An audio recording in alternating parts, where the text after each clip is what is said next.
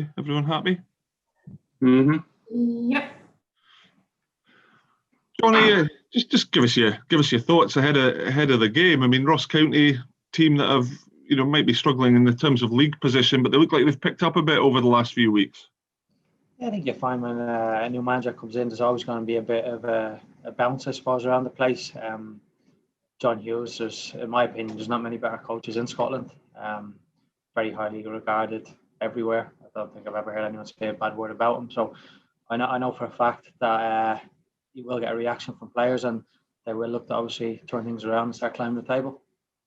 From your own point of view, I mean, it feels like an eternity ago, but obviously you're going into the game off the back of a defeat, but there was a lot of good things you could take from the defeat to Rangers into this game, isn't there? Yeah, obviously showed good character, but one thing obviously we want to improve on is picking up more points than we did last week. I think it'll be a completely different type of game. We're well used to now. No two games are the same. When you play the same team in a short space of time, things are always different. Circumstances can change very early in the game. But we've played Ross County a couple of times, and we've obviously done well previously, and we look to obviously carry that form of playing them previously into the next game. And you've obviously been in a great run of league form yourselves, over the last period of months. So, I mean, you'll be going up there full of confidence, and of course, it's a chance just to keep the momentum going, I guess, in that challenge, not just to keep ahead of Hibs, but to try and reel Celtic in as well. Yeah, our challenge for a club of our size, and to be honest, being ambitious, you always want to look forward, no matter where you are in the table. Even if you're forced to keep looking ahead, trying to push on. Our job is to keep looking forward, put as many points on the board.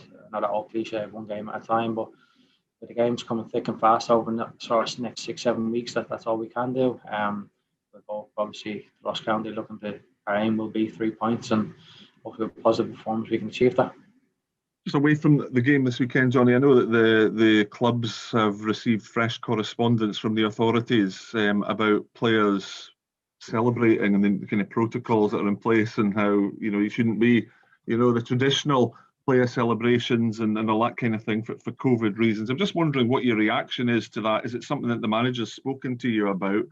And how difficult is it going to be to comply with those kind of rules because everyone gets carried away in the moment when a goal's scored, don't they? Yeah, well, personally, I'm normally a little bit further back the pitch these days, so I don't need to worry about it.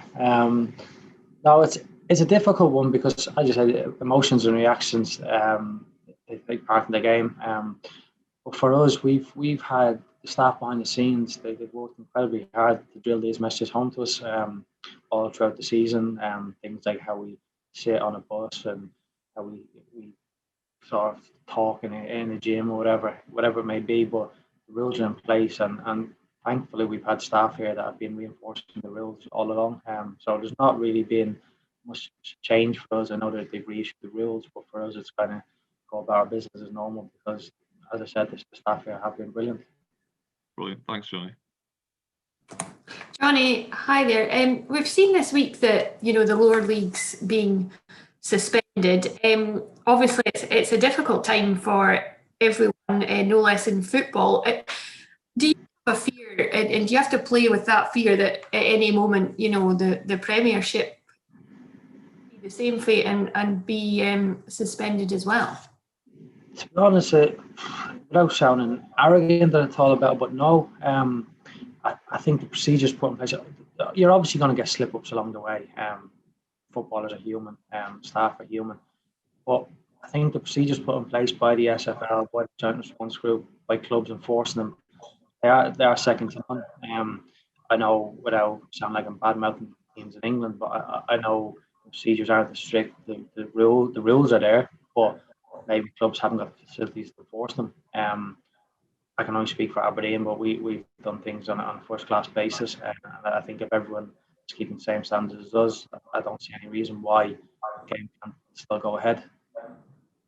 How safe then do you feel carrying on playing? So as you say, at Aberdeen, the procedures, you feel that they're really well done, and but obviously there's that sort of you see all around you the cases rising. Do you still feel safe playing? Yeah, to be completely honest, I have no concerns. I know that's obviously the agenda probably is to still keep playing football, but but I know there's people suffering from this, but in our own, as you say, bubble, people say, I don't have any concerns at all. I have more concerns of going on the school run when I'm picking my kids up. There's more of an issue going to Tesco for me. I think that's more of a concern than coming and training and playing and travelling.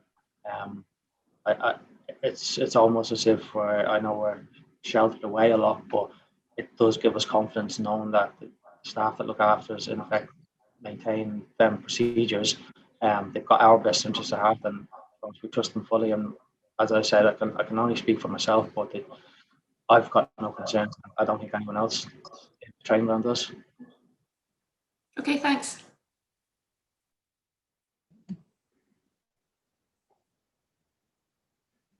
Okay, I'll nip in there. And hi, Jonny.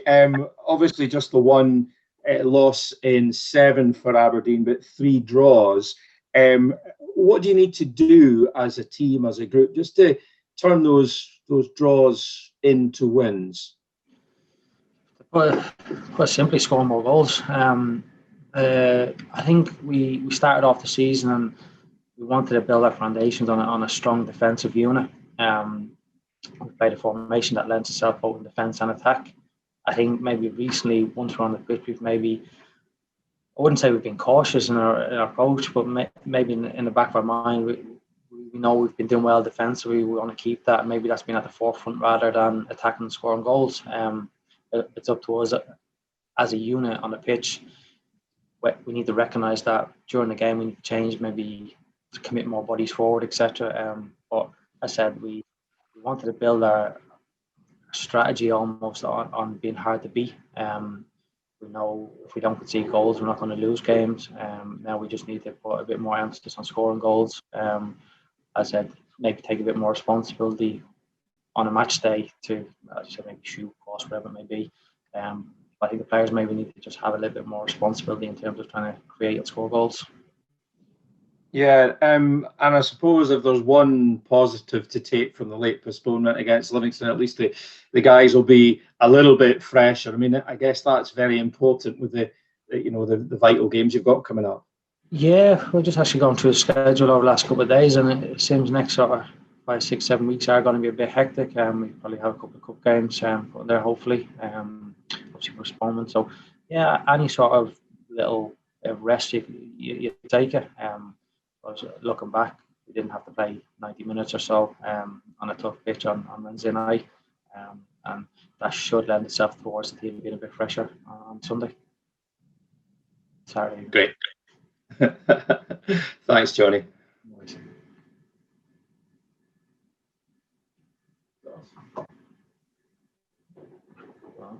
it, I think, is it? Right. Are you happy? Thank you. Thank you, Bye, Jonny. Jonny. Thank you very much. Everyone happy enough? Yep. Derek, I just want to start with the news about Thomas Cherney. Just a really frustrating time for him, but I mean, he obviously, moves on with everyone's best wishes. Absolutely. It's a sad decision he had to make, but Thomas has thought long and hard about it. We wanted Thomas to be part of the squad this season, but with the injury and the rehabilitation just taking that bit longer, it's Thomas has came to that conclusion. It was also from a practical point of view, training every day. I think even if Thomas had got back fully fit in time, his training days would be limited. And we're already working really only with young Tom Ritchie and Joe, and we've done away really with the development goalkeeper this year for financial reasons. And so from a practical point of view, we needed 3 goalkeepers all the time for training. And if it wasn't going to be Thomas, as it clearly isn't now, we're going to get Gary Wood signed to the rest of the season, and Gary's fitted in brilliantly. So we're delighted with that news that Gary's signed, but sad in the same that Thomas is no longer with us. He won't be a stranger to us. He's settled in the area. He's immersed in this region now. He's looking to work here and a job lined up for the summer. And he's been a brilliant signing for me. Not all the signings need to be brilliant on the pitch. I mean, off the pitch, he's been a huge supporter of the team, huge supporter of Joe Lewis, and working closely with Gordon Marshall. And his enthusiasm for the team to win all the time has been clear on the dugout. he celebrates a goal more than anybody else, and he's been a fantastic teammate, and we wish Thomas well, clearly. And just on player matters, is there any update from your side of things with regards to Scott Wright?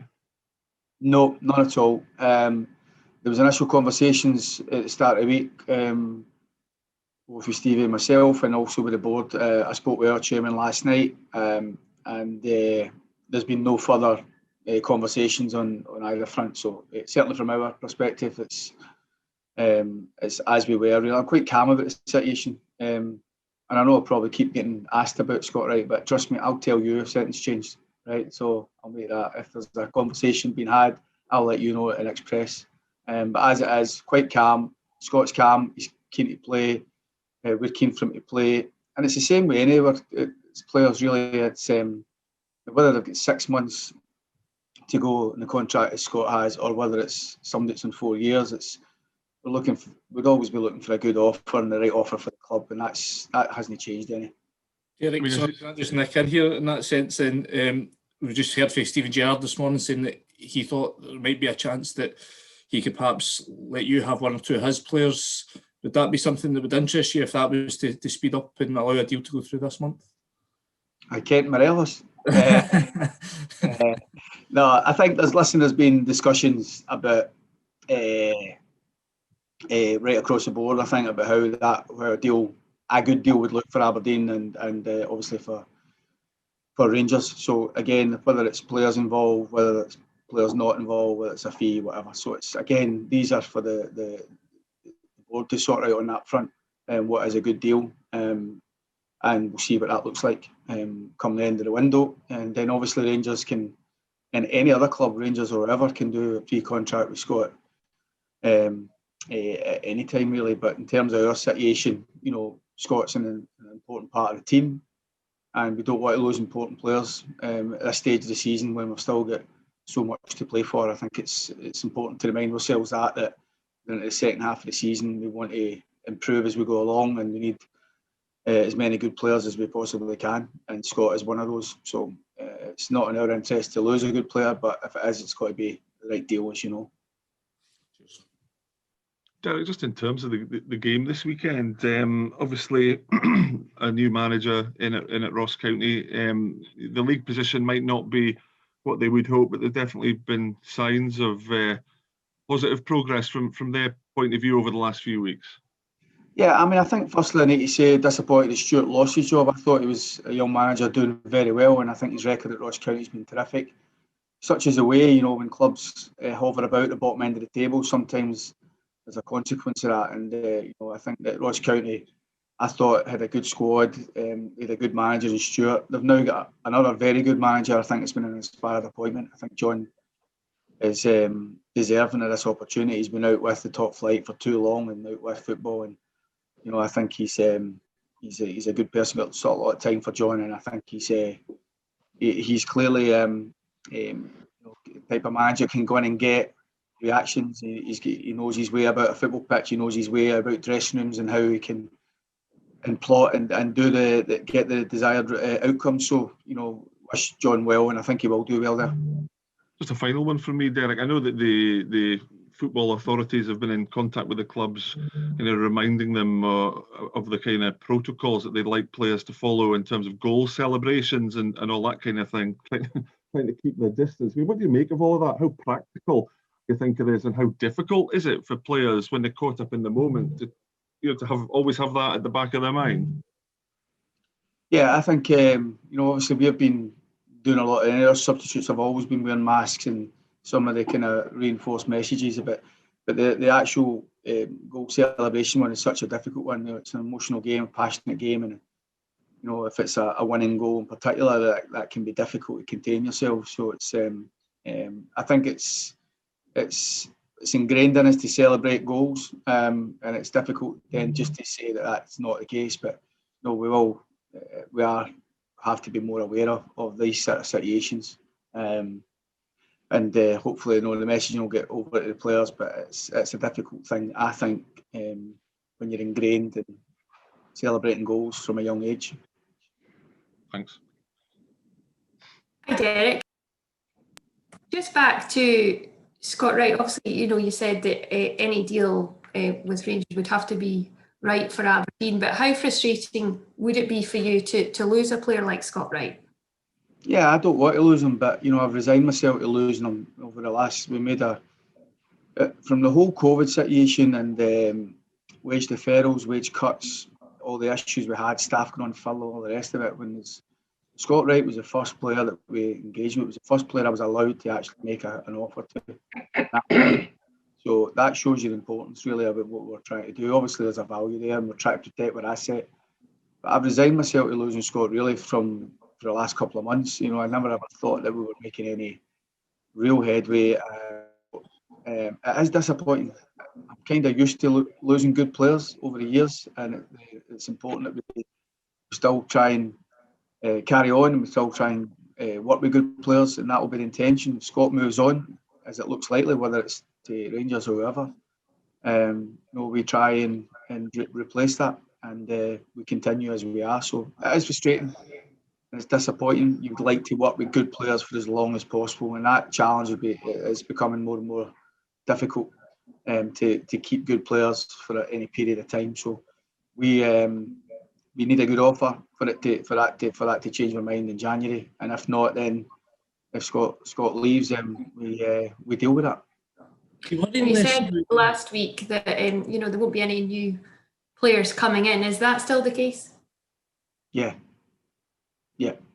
I mean, obviously, if players move on, if Scott moves or someone else moves, then that might change things. It might open up some space there to do it. But as it stands, there'll be nobody coming in.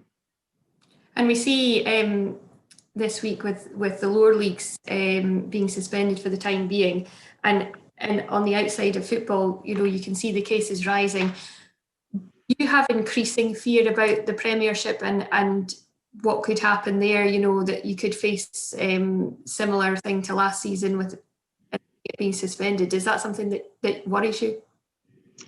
I think I'm not worried about it. I think it's something that clearly we're aware of. It could be a possibility. I think the difference between now and when the season was curtailed last year is we're aware of the virus. We got an idea of how we can contain it within football. I do think if players were spreading the virus through playing at training or on the field of play, and obviously it's clearly becomes unworkable. But we're actually getting through games and through the season, and it's out with training time, it's out with playing time that any issues are arising. So I do think we've got to.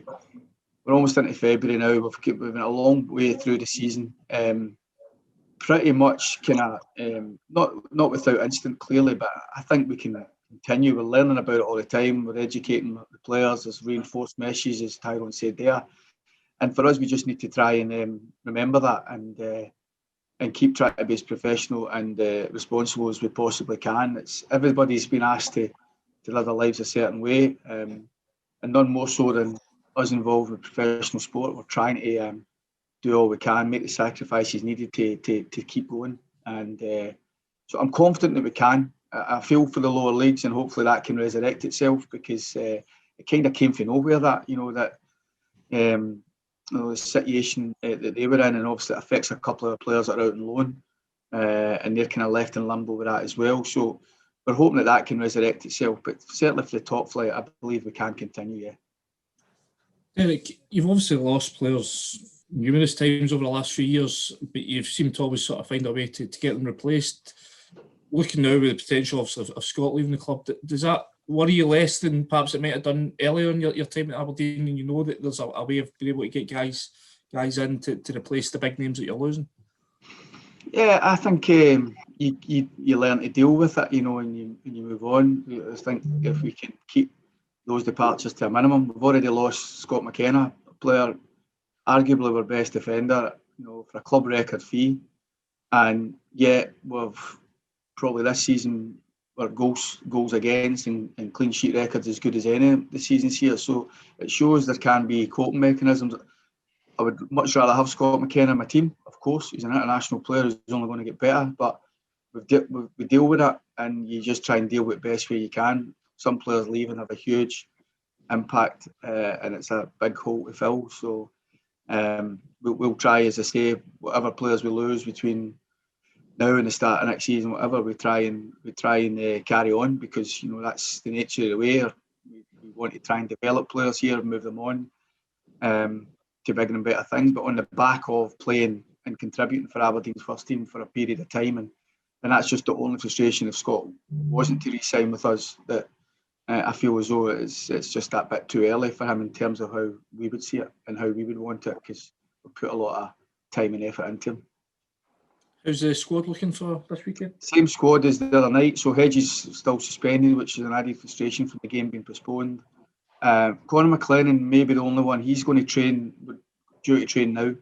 The next 10 minutes or so, start training. Conor, if he comes through training, will be added to the squad, but there's no certainty with that yet. Cheers, appreciate it. No problem. Hi, Derek. Looking at Yogi Hughes, you pleased to see him back in Scottish football? He's certainly a character, isn't he? Yeah, I've known John a long time, and like I say, I think it's a very good appointment. I think he's someone who can, as I say, navigate his way about the dressing room and training pitch. He knows what he wants. He's a good motivator. The type of manager that, truth be told, there's loads of managers out there that I wouldn't be, as a player, I wouldn't be too keen on working for, but there's plenty that I would, and John certainly one. As a player, I would like to have worked under John. Yeah, and obviously they're at the foot of the table, but you know that Yogi's going to have them well fired up. He insists they're in a false position, so I mean it'll be a big challenge for you, despite their league position. I'm sure there will be no complacency whatsoever. We played Ross County maybe the last time. I think they might have been bottom of the league, and I said then it'll fluctuate. Whoever teams at the bottom of the league can change over the course of a season several times, and I believe that Ross County had a good enough squad and a good enough manager then to stay in the Premier League, and I still believe that. It's a different manager, and I'm sure John will be looking to try and get a few of his own players in January. He's already maybe brought a couple in and try to get his stamp on it and make those little changes and tweaks here and there. So I still think they've got a squad that can stay in the Premier League, and I still think they've got a manager that can do that. And just finally for me, just on Scott Wright, is Stephen Gerrard maybe getting a little bit ahead of himself, because he seems to be feeling that they're extremely close to signing Scott on a pre-contract? I don't know exactly what Stephen said. All I can say is we've had initial conversation at both the boardroom level and myself with Stephen at the start of the week. So as far as that will just play out, as I'm sure it is. I'm calm about it. Scott's calm, he's eager to play, and like I say, if depending on any changes to that, we'll see how things look like once January closes. But I think whatever happens, it's got to be a good offer. I just want to reiterate that it's got to be a good offer for our club. Okay, thanks, Derek. Yes. Cheers, Derek. See you later. Thank you very much.